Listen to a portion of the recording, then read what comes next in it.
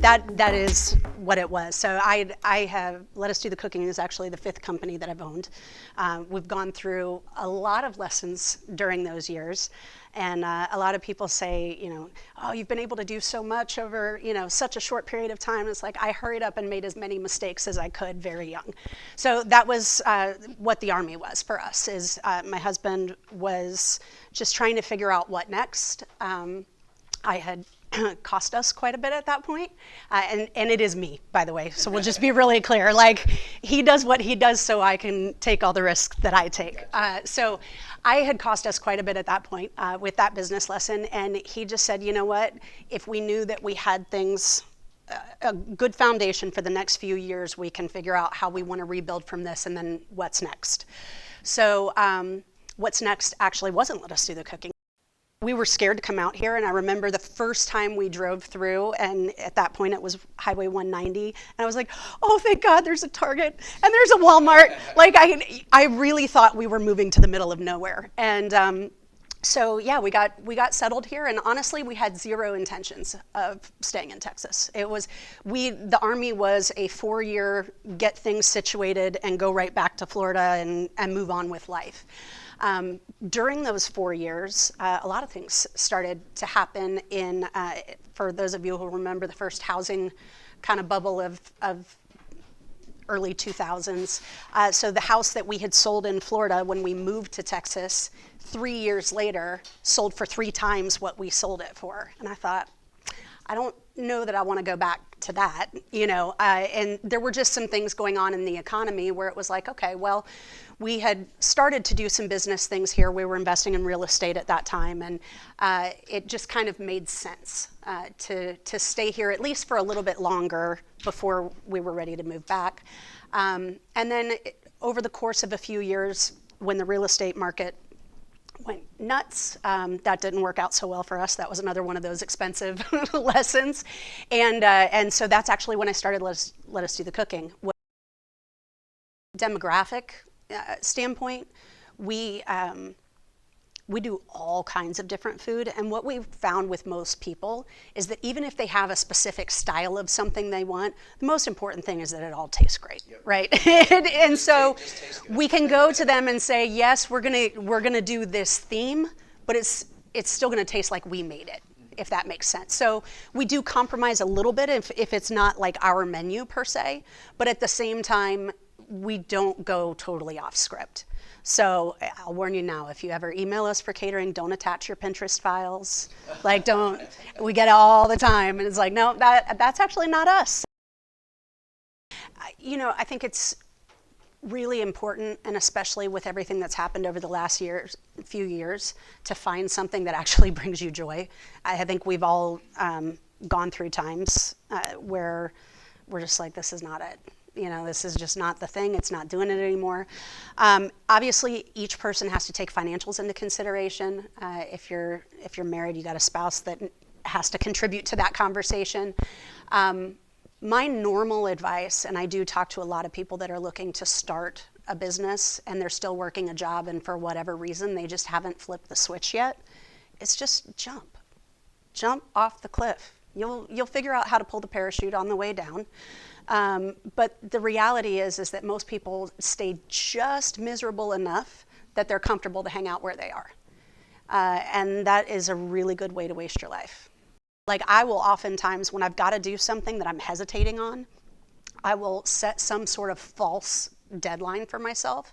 So I'll call someone and say, hey, I've decided to do this by this date. Will you make sure I get it done? And once I put that out loud, I hear my own voice say it, and someone else knows that I've decided to do it, I will move in a very different direction than if I just keep thinking about, yeah, I want to do this, or I'm going to do, if I'm thinking I want to do this by this date, I don't take action on it. But hearing myself say it, giving myself some accountability, and taking that first action, I'm like, oh shoot, now I got to do it. And then we go, right? And then we start moving. So I think, yeah, the biggest thing is, what's the first step? What's the first step? And if that's something you can literally walk out here and do within 5 minutes, then do it. And just take the first leap, and then you already have the solution for what you need to do after that point. It's the fact that you haven't taken a step yet that's not letting you access the solution. No, I had no clue this is what I was going to be doing. If you would have asked me then, what does Let Us Do the Cooking look like in 10 years? I was like, oh, well, we make meals for families and they pick them up in the evening and that's it. I mean, it was literally started as a mechanism to make sure I didn't have to sit in a bank. That was what it was. Because when he got home from overseas, his income was going to go from overseas contractor income to stateside contractor income, and those are two very different numbers. So that was the initial mechanism. And I thought, if I can just make a few $1,000s a month to supplement what a salary would have been at that time, then we're good. And I'll be here at the house because the kitchen was there. I'll be with the kids. I mean, my youngest son, he never knew that you shouldn't have a commercial kitchen as your garage. Like his playpen was in there, so I was able to be there with him all the time. So it wasn't anything that I aspired to do as a long-term thing. But at the same time, the way that my mind works is I'm never closed off to ideas. Sometimes there's way too many ideas and I have to narrow it down, but I'm never closed off to it. So as things started to build with the business and we really got involved with the community and networking and doing a lot of the things that we were doing, when ideas were presented to me where people would ask different things, I just didn't say no. We just started building everything that we did around the complaints that I had heard from everyone else. So it was like, okay, food's always cold. Well, how do we do this different? So I would go to events just to watch what the staff was doing to make sure we didn't do it the way that they did it. Like that was how it started. So from a strategic standpoint, it was really addressing the pain points that were already there. There was a gap in the community anyway. They didn't know it at the time because honestly, at that point in time, the companies that were in the area took for granted the business that was here because there just weren't any other options. And honestly, it took about 4 years for us to put them out of business. And because it was really easy to identify what had not been working, do it differently. And it didn't take any more effort to do it differently. It just took being aware and observant of what was going on and then making the adjustments that we needed to make sure that we were filling the gaps in the market.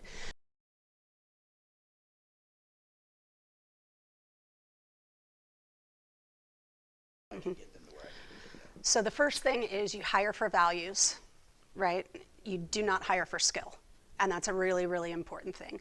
So for a lot of you, you might be in a situation right now where you're like, well, I don't have anything to do with hiring. But these are important things to note because at some point you're going to have somebody, whether you hire them directly or whether they are hired and then you're supervising them, that you're going to have to deal with. Now, when I say you don't hire for skill, if you work in a field, I'm sure the attorneys in the law firm have to have a law degree, right?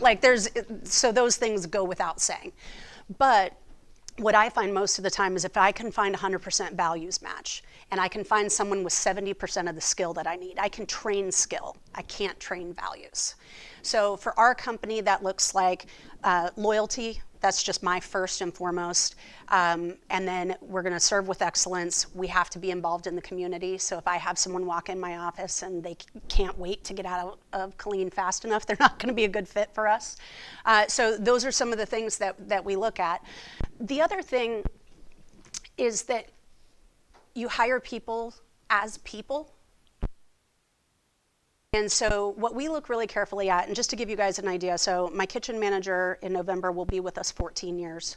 My office manager is 10 years. My lead operations manager is at 9 years. My bar manager is at 7 years. And we've got hourly staff that have worked with us for over 5 years. And in the food service industry, that does not happen, right? But a lot of that is because they all know that I care about them as a human, not as a person that does a job, right? So it's important, we implement it's a strategy called the Dream Manager. Now, obviously, if you're in the supervisory position and you have direct effect on the employees, this is really effective, but it can also be something that even if you don't have a choice of who you're working with, can still be, there's pieces of it that can be implemented. So what it basically says is, why are you here? What's important to you in your life right now? And nobody says, they might say a paycheck at first, but nobody goes to work for a paycheck, right? It is what that paycheck affords them. It is because, well, I'm trying to buy a house, or I want a better, more reliable vehicle. I want to have Christmas this year that without stressing about where the presents are going to come from. Whatever those items are that are important in their life at that moment. And then we talk about that. So it's not just about what are you here doing for a paycheck. It's like, hey, how are you doing on the house thing? Do you need to know about a class to help you with your credit? Do you need to understand how to save for the down payment? Do you know a realtor? Do you know a mortgage broker? I can help you with these things, right? So in a lot of ways, I take on sort of almost a mentor role in a lot of that. Now, in the industry that I'm in, a lot of the people that I'm working with have no idea about credit, about financing, about investing, about safes, right? So we're having very different conversations where you guys may have a lot of people around you that have that information, but they just need someone to have a dialogue with them about it. So it's like, hey, when I see you in here the extra 20 hours a week that you're not supposed to be on the schedule, what is it that's motivating that, right? And then figuring out what's important to them, so I become a partner in the process of them getting to where they want to be, and making sure that they understand that they have support in whatever that matter is. And then for some people, it's not financial at all. They're like, I just want to be in a place where I'm happy doing what I'm doing. I don't care how much money I make, And so it's important to understand the dynamics between the two, because the other thing that comes into play is what happens when someone is no longer happy in that position. Well, most people's solution is, we'll just throw some more cash their way. Well, if they're not motivated by that cash because that's not what drives them to do their job, you can throw them all the money in the world and it doesn't matter.